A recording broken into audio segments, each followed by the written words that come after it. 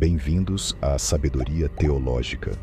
Hoje, vamos explorar uma das histórias mais fascinantes e significativas da Bíblia, a história de Noé e o dilúvio, conforme descrita em Gênesis 6:5, 22 até 9:17.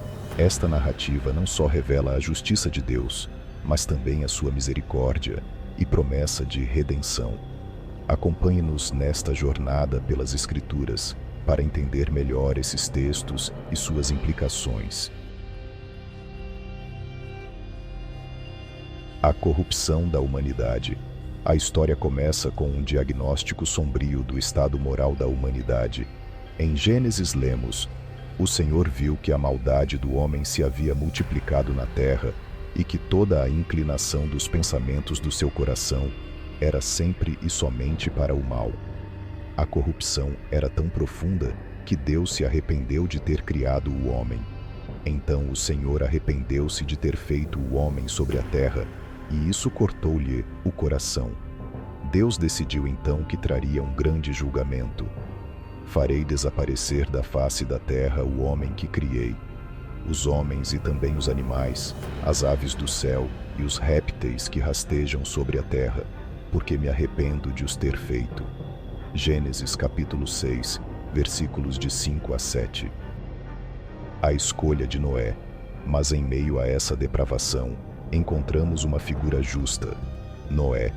Noé era um homem justo, íntegro entre o povo da sua época e andava com Deus. Deus comunicou a Noé o seu plano de destruir toda a vida na terra por meio de um dilúvio, mas também revelou a Noé a maneira de salvar a si mesmo, sua família e todas as espécies de animais. "Vou trazer águas de dilúvio sobre a terra para destruir debaixo do céu toda criatura que tem fôlego de vida. Tudo o que há na terra perecerá." Gênesis capítulo 6, versículos 8 a 17. A instrução para a construção da arca. Deus deu a Noé instruções detalhadas para construir uma arca. "Faça uma arca de madeira de cipreste, divida-a em compartimentos e revista-a de piche por dentro e por fora." As especificações eram precisas. A arca terá 300 côvados de comprimento, 50 de largura e 30 de altura. Faça-lhe um teto com um vão de um côvado entre o teto e a parte de cima. Coloque uma porta lateral na arca e construa um andar superior, um segundo e um terceiro. Apesar da enorme tarefa, Noé seguiu as instruções de Deus meticulosamente. Durante anos, ele e seus filhos trabalharam arduamente para completar a construção da arca, enfrentando possivelmente o escárnio e a descrença dos outros. Gênesis capítulo 6, versículos 14 a 18. A preparação para o dilúvio. Além da construção, Noé tinha a missão de reunir um casal de cada espécie de animal, bem como alimento suficiente para sustentar sua família e todos os animais durante o tempo em que estariam na arca.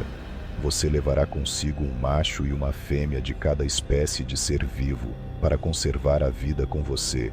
Imagine a logística e a fé necessárias para cumprir essa tarefa. Noé fez tudo conforme Deus lhe ordenou. Noé fez tudo exatamente como Deus lhe tinha ordenado. Gênesis capítulo 6, versículos 17 a 22. O início do dilúvio. Finalmente chegou o momento de entrar na arca. Deus disse a Noé: "Entre na arca você e toda a sua família, porque você é o único justo que encontrei nesta geração." Assim, Noé, sua esposa, seus filhos e suas noras, junto com os animais, entraram na arca. Então, o Senhor fechou a porta atrás deles. Noé tinha 600 anos quando as águas do dilúvio vieram sobre a terra. A chuva caiu por 40 dias e 40 noites. As águas aumentaram tanto que cobriram todos os montes altos debaixo do céu. Tudo o que tinha fôlego de vida pereceu. Gênesis capítulo 7, versículos 1 a 22. A recessão das águas. Após 150 dias, as águas começaram a diminuir.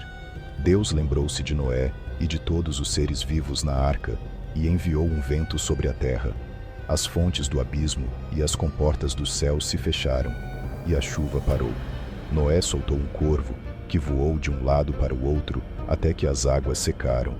Depois, soltou uma pomba, mas ela voltou, pois não encontrou onde pousar. Após 7 dias, soltou a pomba novamente, e ela retornou com uma folha nova de oliveira no bico, indicando que as águas tinham diminuído.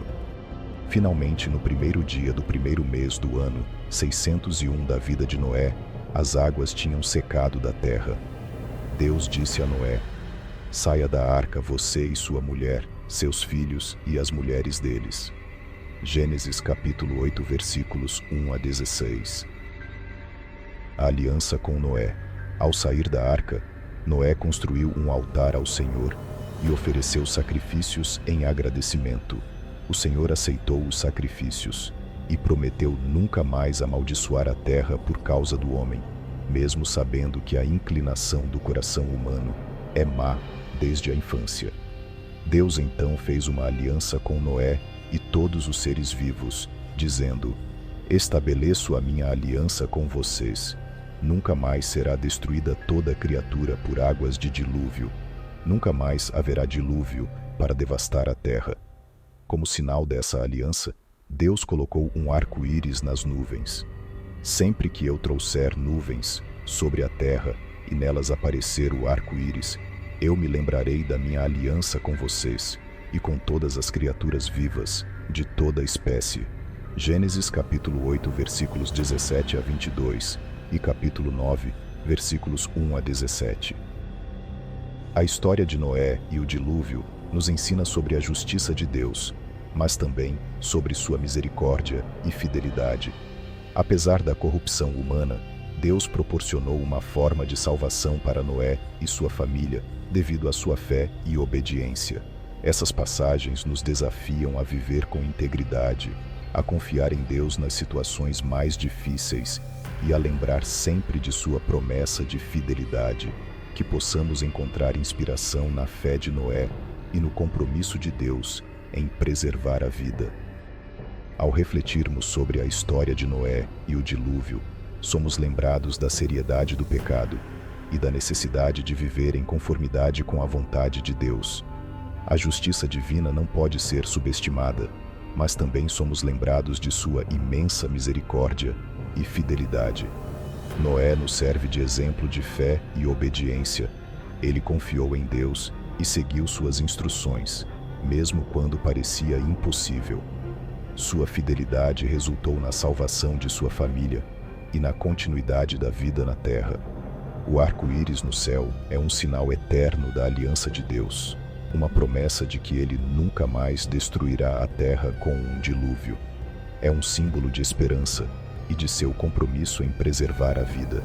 Que possamos aprender com a fé de Noé e viver de acordo com os propósitos divinos, confiando em Deus mesmo nas adversidades e lembrando sempre de sua promessa de fidelidade.